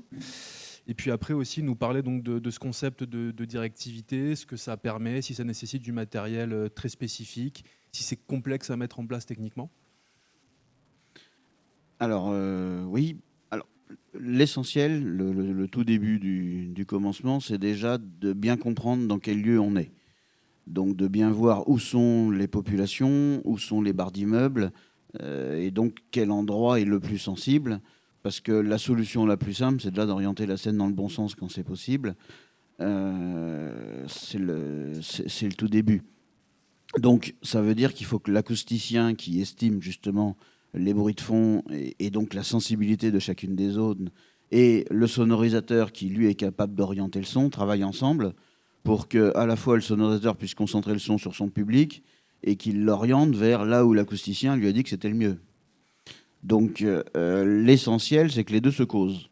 Alors le plus simple, c'est quand c'est fait par la même personne, parce que du coup, on est sûr que ça communique bien. C'est très compliqué parce qu'on n'a pas le sonorisateur et l'acousticien, c'est deux visions totalement différentes. C'est des gens qui regardent pas. Le sonorisateur regarde ce qui se passe sur son public et rarement ce qui se passe à l'extérieur. Et l'acousticien s'occupe souvent de ce qui se passe chez les riverains et pas de ce qui se passe sur le public. Donc il faut réussir à que les deux se parlent et qu'ils se parlent avant. C'est-à-dire c'est au tout début, au moment où tu poses la première pierre ou le premier truc, que tu dois t'en occuper. Le kilomètre 25, on a repris l'intégralité. C'est-à-dire qu'on est rentré dans le lieu et on a commencé par se dire « Ok, on l'envoie dans quelle direction, comment on fait, où est-ce qu'on peut mettre qu'est-ce qu'on peut faire comme barrière physique ?» Parce que la solution, elle passe toujours par deux choses. Faire une barrière physique pour tout ce qui est médium aigu, quand on peut la construire, hein, avec des containers, avec des choses comme ça. Et diriger le son dans les basses fréquences, parce que ça, c'est assez facile. Ça se fait avec n'importe quel matériel, si jamais on a la compétence de savoir l'utiliser avec ces techniques-là. Donc, c'est juste un problème de formation. Donc, concrètement, les basses, vous ne l'empêcherez jamais avec des containers. Donc, ça se gère avec les enceintes. Et les médiums aigus, c'est compliqué, du moins avec le matériel existant, d'avoir une enceinte qui soit directive. Donc, il faut des containers et où il faut des éléments de structure physique pour les maîtriser. L'essentiel, c'est de vraiment bien partir au début et d'avoir une vision globale et de se dire, OK, vers quelle direction je vais le moins déranger, premièrement, et après, comment je fais pour contrer la physique. Contrer la physique, c'est le médium aigu, une barrière, ça marche. Une barrière physique, ça marche. Les basses, c'est par la directivité, c'est par le fait de mettre les subs à la bonne position et dans le bon... c'est l'implémentation du sub qui fait qu'on va faire directif ou pas. Et ça peut se faire avec n'importe quel matériel, si jamais on a un petit peu de connaissance. Enfin, il faut avoir la formation. Clairement, aujourd'hui, le problème, c'est la formation. Donc vraiment, cette question de la directivité, elle cible les basses fréquences. C'est vraiment... Oui, uniquement. Enfin, on sait faire, là, par exemple, sur l'installation d'Arnaud, on a été obligé, du coup, d'aller faire des rajouts sur les enceintes, parce qu'on a commencé donc, au début, on a voulu tester une configuration standard, ça ne marchait pas. Du coup, on a travaillé ensemble au développement d'un système qui lui permettait quand même d'exploiter son lieu avec quelque chose d'extrêmement directif, qui permet de gagner une vingtaine de dB concrètement chez les voisins, dans les basses.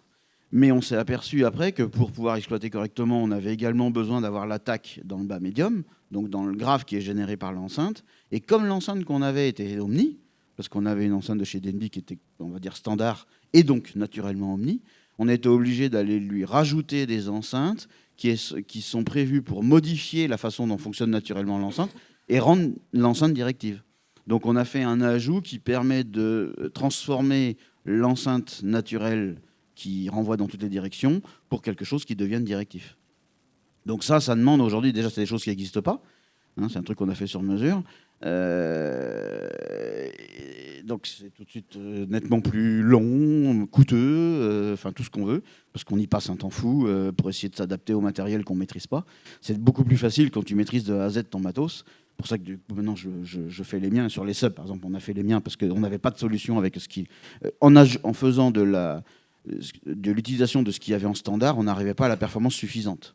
En standard, on peut gagner tout de suite une dizaine de dB, c'est très facile. Quinzaine de dB, c'est nettement plus dur. Quand il faut en gagner 30, c'est du matériel qui est adapté sur toutes les formes, sinon ça ne marche pas. Et pour les bas médiums, du coup, avec les assemblages standards, tu ne sais pas le faire.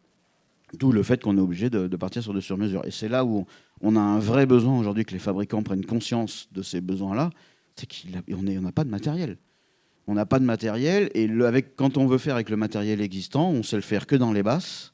Quand on veut le faire ailleurs, ça devient extrêmement complexe. Il n'y a même pas de preset. C'est-à-dire qu'on pourrait envisager des choses qui amélioreraient les phénomènes, mais le fabricant n'a pas prévu ça. Donc vu qu'il ne l'a pas prévu, c'est au mec qui va faire le montage de le faire. Et là, le problème, c'est que lui, il n'a pas la compétence. Généralement, il n'a pas la compétence. Parce que cette compétence-là, ce n'est pas un truc qui s'apprend en 15 jours. Ni en un an. Donc, il faut des gens qui connaissent la physique. Donc, on a un besoin d'avoir du matériel simple qui est naturellement directif, concrètement, et de former les usagers pour qu'ils comprennent, qu'ils sachent analyser et qu'ils aient des réflexes. Aujourd'hui, cette formation-là, elle n'existe pas, à ma connaissance.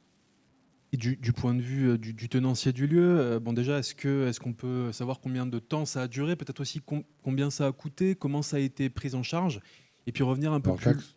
Pardon ? Non, je dis hors taxe, mais... Oui, toujours, on parle toujours hors taxe, bien sûr.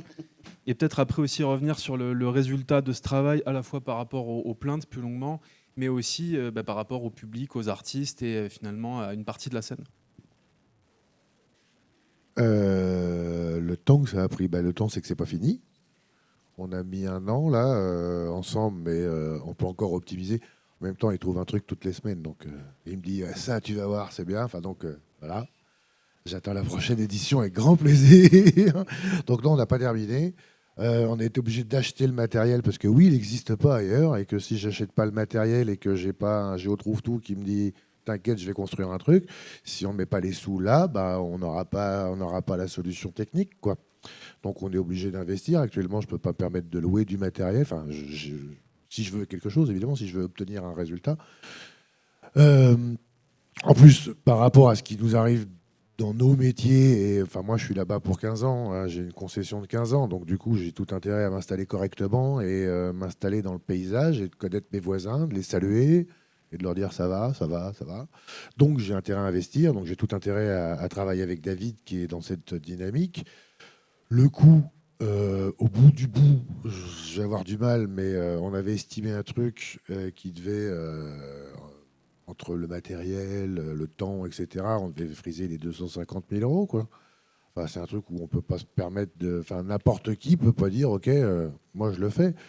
Parce qu'il y a des intermittents du spectacle à payer, il y a du matériel de levage, il y a de l'isolation, il y a de la sécurité pendant qu'on fait ci, pendant qu'on fait ça. Enfin, il y a tout un ensemble. Alors, par contre, oui, ça fait bosser, hein, c'est bien, on a alimenté le truc, mais ça coûte, ça coûte, ça coûte.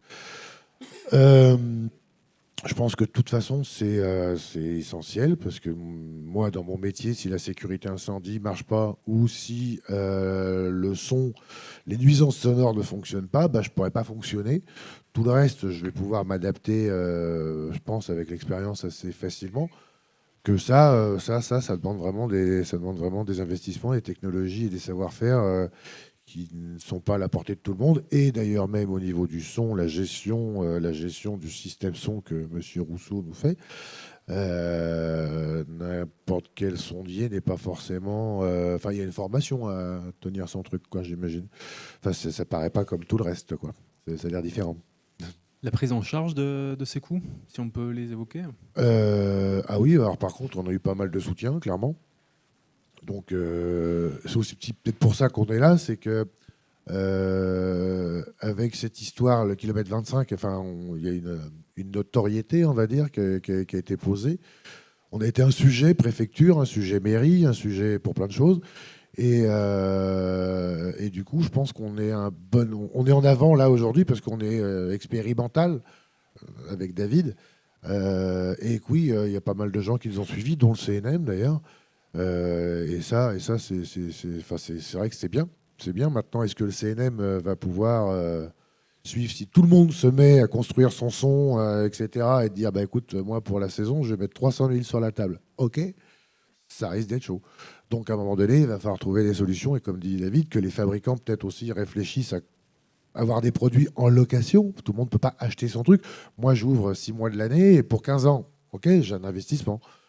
Si j'ouvre 3 jours et que tous les ans, je ne suis pas sûr de refaire mon festival, ça peut être compliqué, quoi. Et oui, moi j'en ai une. Et peut-être un mot sur l'impact, peut-être sur l'activité, les fréquentations, la programmation. Alors sur la programmation, on m'a proposé Goldie, Headrush, non, j'ai pas fait. Enfin, de la basse musique, grosse basse musique qui tape dans du dub ou des choses comme ça, c'est non, parce que je vais me battre avec les gars. Parce qu'à un moment donné, ils ont des habitudes qui sont même pas humaines, de basse et de vibration, même dans un truc classique. Voilà. Donc étant donné que nous, on respecte le décret, mais on est même en dessous, a priori, de manière à être sûr de ne pas avoir d'emmerde. Donc forcément, je ne pourrais pas satisfaire les envies de mecs comme mon âge et qui sont complètement sourds. Donc ça ne sert à rien d'y aller, point. Donc déjà, on s'est coupé d'un certain type de programmation. Sur la programmation, on prévient effectivement les artistes. On a des grosses têtes d'affiche et qui, la première année, n'ont pas voulu venir. La deuxième année, se pose la question. Et j'espère que la troisième année, ils vont venir. Alors qu'il y en a qui ont joué le jeu tout de suite, mais merci à eux d'ailleurs. Mec comme Laurent Garnier qui a joué le jeu et qui a compris nos problématiques et qui dit bah ouais les gars, bon courage. Et qui voilà, enfin je trouve que c'est à signaler. Il y en a d'autres, ça fait 2 ans, qui disent bah on va voir. Et donc sur les réseaux sociaux, par exemple, où là on est tenté de se dire merde, fais chier, Jean-Pi, je passe à côté. C'est un truc à tenir parce qu'on se fait démonter sur les réseaux sociaux. Alors après, il y a des blagues qui sont plus ou moins de bon goût. Il y en a même qui me font marrer, mais comme quoi, voilà, le mec a autant de son dans sa bagnole qu'au kilomètre 25 et patati. Et voilà. La fréquentation, ça en prend forcément un coup parce que quand on a un gros festival dans un hangar en banlieue qui promet 40 kilos de son bien réglés, et ben, ils sont tentés d'aller voir les 40 kilos de son bien réglés. Là, on en revient à l'éducation générale du public, etc., etc. Donc oui, on a un impact effectivement sur la fréquentation. Puisqu'on était sur les questions de prise en charge et de financement de ce type de travaux, Marie Vercotteren, avec les contraintes qui sont les siennes, dans quelle mesure le CNM peut déjà accompagner ceux et celles qui portent ces innovations en termes de matériel, et puis aussi ceux et celles qui veulent s'en saisir? Est-ce que ça représente un défi aujourd'hui de pouvoir répondre à la demande ou pas encore?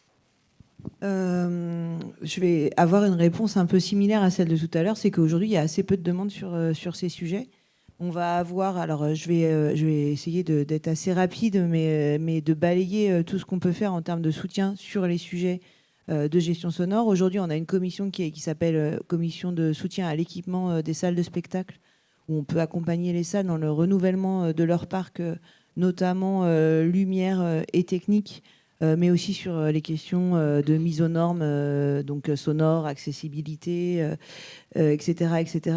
Et clairement, on regardait hier, et la majorité des demandes portent sur du changement LED. Je caricature pas, hein, on est quand même sur du changement LED et de la modification du parc de son. Mais c'est une modification du parc de son plus pour changer des parcs de son vétustes. Et donc, voilà, il n'y a pas spécialement cette question-là qui est abordée par nos demandeurs, quand bien même on pourrait tout à fait accompagner un demandeur qui irait réfléchir sur un parc de son différent, ce qui est d'ailleurs le contre-exemple, qui est vous qui avez été aidé là-dessus dans cette commission. Ensuite, on a dans les cartons, mais non, c'est même plus dans les cartons, puisque ça va être présenté à nos instances dans les quelques semaines qui viennent, un grand plan d'équipement au lieu, au sens salle et festival, sur lequel il s'agit d'accompagner les diffuseurs dans leur transition, et avec prise en compte de tous les sujets qui peuvent être transition éco, qui peuvent être gestion sonore, qui peuvent être expérience spectateur et pas expérience client, etc. etc. C'est un plan de plus de 30 millions qu'on va dérouler sur plusieurs années.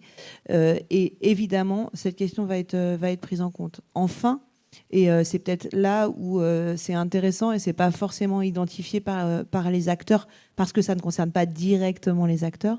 On a une commission de soutien à l'innovation, innovation au sens numérique, mais aussi innovation d'usage, qui est une commission assez sélective, mais qui pourrait tout à fait permettre à une société comme la tienne, par exemple, ou à d'autres, de contribuer au développement d'une solution.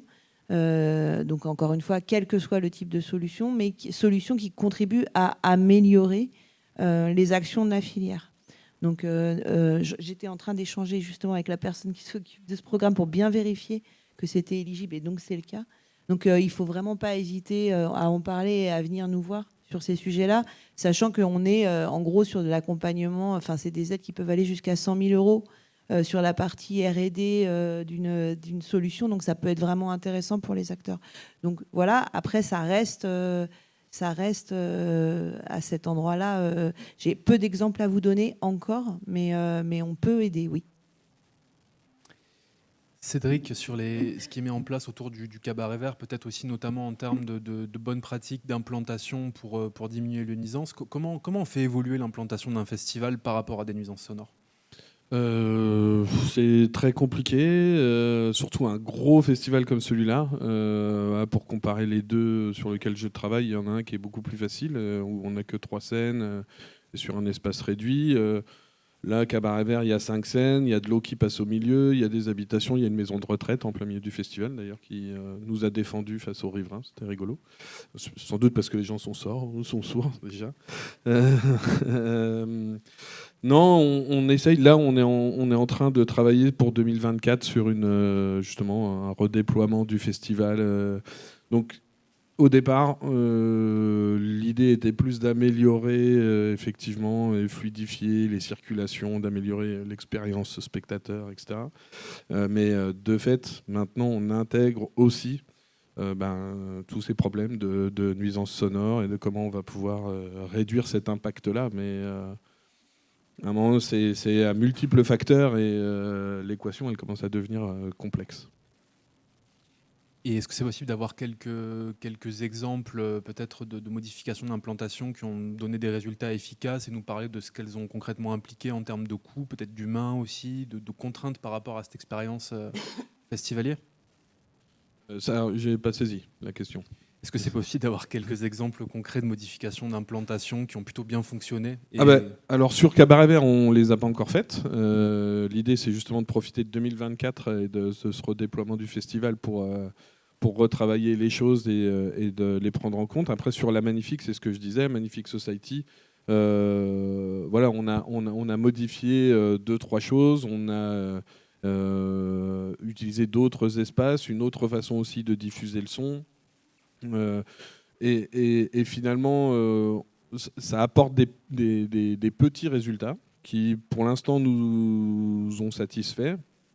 Mais en tout cas, on ne répond toujours pas au cahier des charges. On le sait, si on veut répondre au cahier des charges, faut travailler avec une seule scène. Je vois pas trop aujourd'hui comment, avec 3 scènes en pleine ville, avec des habitations à 100 mètres, on arriverait à trouver la solution avec autant de scènes sur le festival.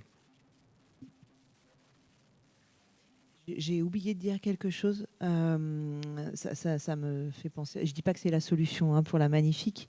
On a aussi un programme de soutien au développement des entreprises qui, comme son nom ne l'indique pas, peut aussi aller vers des entreprises qui choisissent de décroître. Je pense à certains festivals qui quittent des parcs expo pour revenir sur des lieux de jauge plus petite, etc. Et donc qui, en suivant cette ligne-là, prennent un risque. Et donc on peut aussi... Bon, alors là, on est vraiment sur quelque chose de très, très lourd, mais cette commission peut aussi aider à ça. Et encore une fois, c'est pas la solution pour tout le monde, on est bien. Rien d'autre sur l'expérience du Cabaret Vert, peut-être ou... Pas encore. C'est pas un impératif. non, pas encore. J'ai fait ma première édition cette année. On va voir les éditions suivantes. Non, on a pas mal d'attentes sur les éditions à venir. La 2024, si les JO nous laissent jouer, maintenant, il suffit de sortir le décresson, puis on ne jouera pas. Ça sera simple. En termes de festival, juste, moi j'ai eu une expérience à Vincennes. Alors c'était pas un festival, c'est un truc qui jouait tous les week-ends, mais en plein air, du coup à très fort niveau, parce que bien évidemment que des musiques un petit peu extrêmes. Donc ils avaient des gros problèmes avec l'ensemble du voisinage, parce qu'ils émettaient au début avec un système standard, mal orienté, enfin il n'y avait rien qui allait. Concrètement, on a gagné 27 dB, parce qu'on a réussi à envoyer le son, et les premiers riverains qui étaient gênés, du coup, étaient à 2 km. Ça paraît magnifique comme ça, quand on dit ça. Par contre, le problème, c'est qu'on devient sensible au vent. Et donc, du coup, il y a des jours où tu sais jouer à 127 en respectant les émergences. Et puis, il y a d'autres jours où tu as 20 dB de moins. Et ces jours-là, tu fais comment pour expliquer à ton artiste que parce qu'il y a du vent, il va être obligé de jouer à un niveau de musique d'ambiance. Donc, ce que je veux dire par là, c'est que la technique nous permet de gagner des choses. Mais en champ lointain, c'est-à-dire quand on est sur plusieurs kilomètres de portée, et malheureusement, quand on envoie très fort, c'est plusieurs kilomètres de portée, on est sur des impératifs physiques qu'on ne maîtrise pas. C'est pas de la physique qui est prédictive. Je ne sais pas vous dire si jamais le 26 décembre prochain on va avoir beaucoup de vent ou pas et quelle va être son orientation.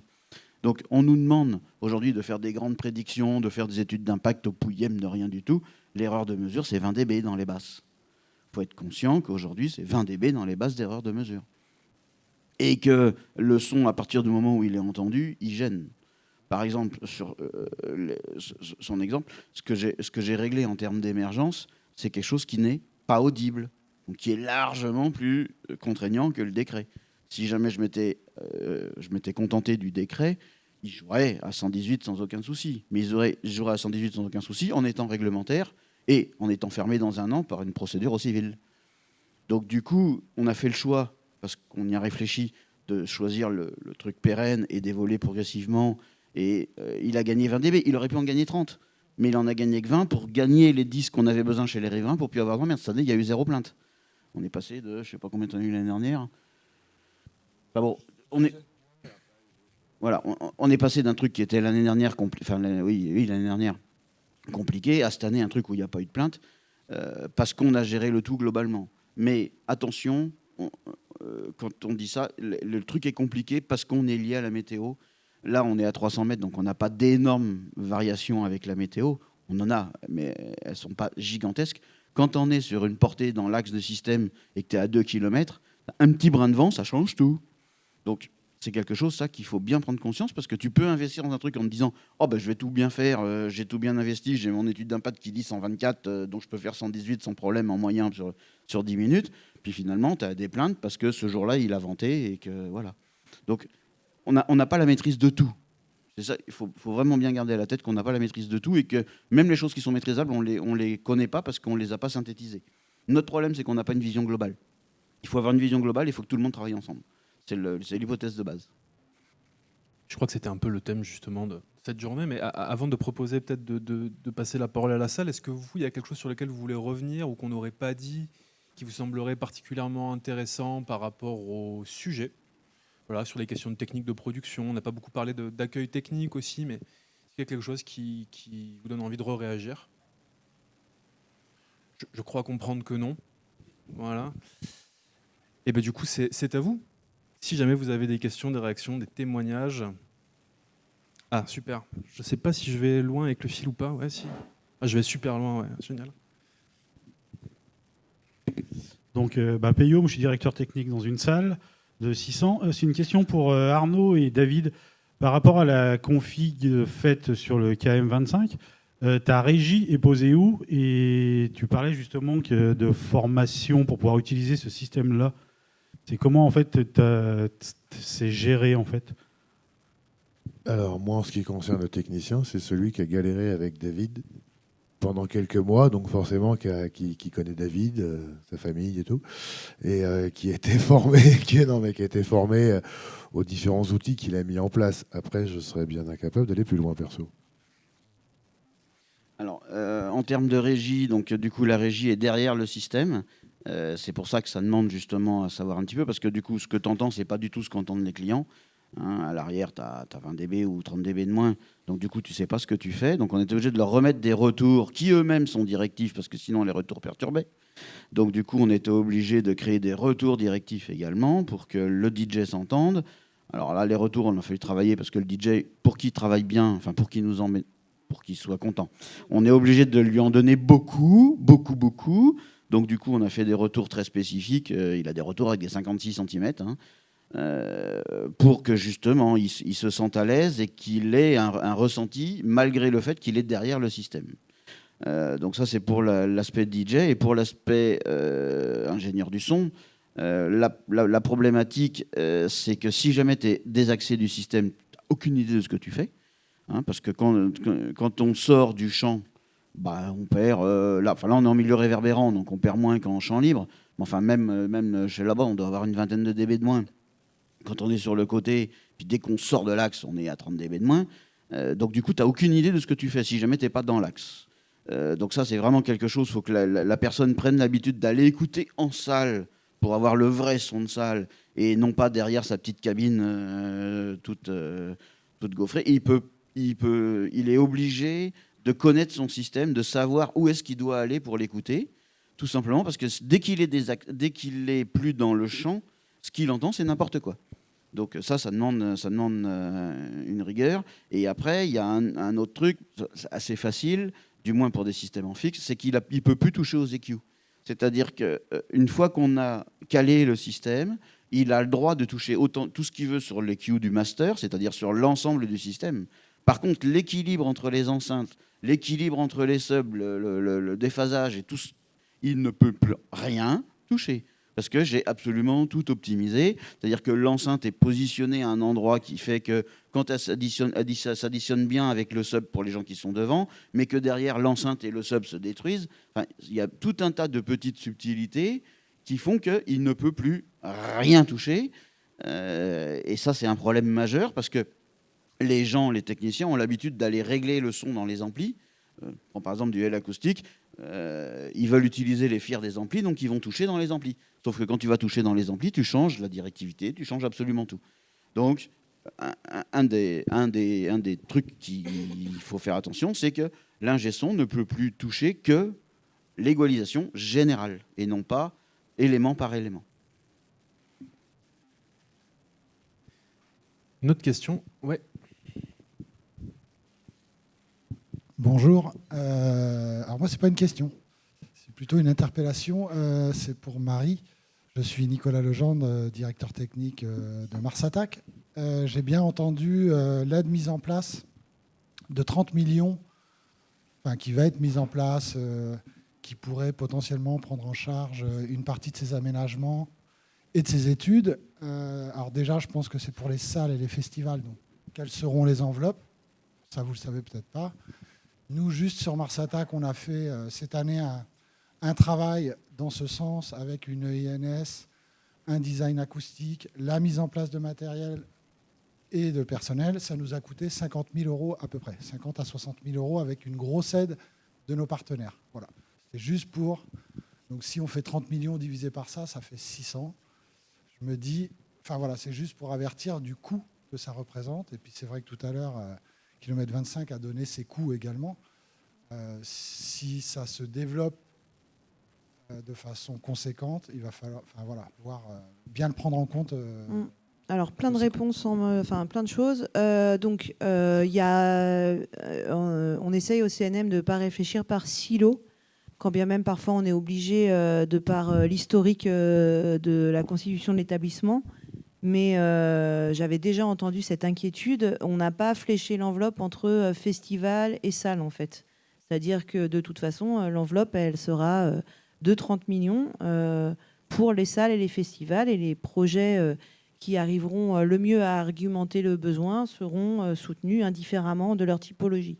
Ça, c'est fondamental. Ensuite, l'idée générale, c'est de ne pas faire du one-shot et de bien travailler à une transformation progressive du secteur et donc de plutôt privilégier les soutiens sur la technique, et d'où je reviens sur mon idée du soutien à l'innovation des solutions, plutôt que de financer... alors, je ne veux pas que vous le preniez mal quand je vais dire ça, mais plutôt que de financer par one shot à chaque fois qu'il y a un besoin identifié. En fait, l'idée, c'est une transformation structurelle et de ne pas faire comme on a fait depuis 3 ans, justement, l'ambulance, ou comme on a fait depuis 6 ans, en fait. Il y a des attentats, on met en place des fonds. Il y a les gilets jaunes, on met en place des fonds. Il y a le Covid, on met en place des fonds. L'idée, c'est d'être justement de ne plus être dans la réaction et d'être sur du long cours et de contribuer, toute proportion gardée, avec la modestie que la somme que vous avez mentionnée implique, de contribuer à la transformation du secteur. Ces 30 millions, c'est pas grand-chose. On le sait bien. L'idée, c'est aussi de travailler en lien avec les collectivités territoriales, la BPI et aussi France Relance 2030 pour voir dans quelle mesure cette somme ne pourrait être qu'un levier pour aller attraper d'autres sommes. Et pour le coup, comme je l'expliquais, on ne va pas pouvoir filer effectivement un billet de 80 000 € supplémentaires à tous les festivals ou à tous les lieux. Ce n'est pas du tout comme ça qu'on réfléchit les choses. Nous prenons en compte les augmentations de dépenses en général. On essaye de contribuer, encore une fois, à ce que des solutions faciles et pérennes voient le jour. mais on ne va pas faire du one by one comme ça, parce qu'on ne va pas y arriver. Parce qu'il va se passer quoi l'année prochaine? Ah non, pardon, en 24, il y a les Jeux Olympiques. Enfin, vous voyez ce que je veux dire? C'est-à-dire on peut pas travailler comme ça. Donc on essaye vraiment plutôt de réfléchir au moyen terme et d'aider le mieux possible tout le monde. Voilà.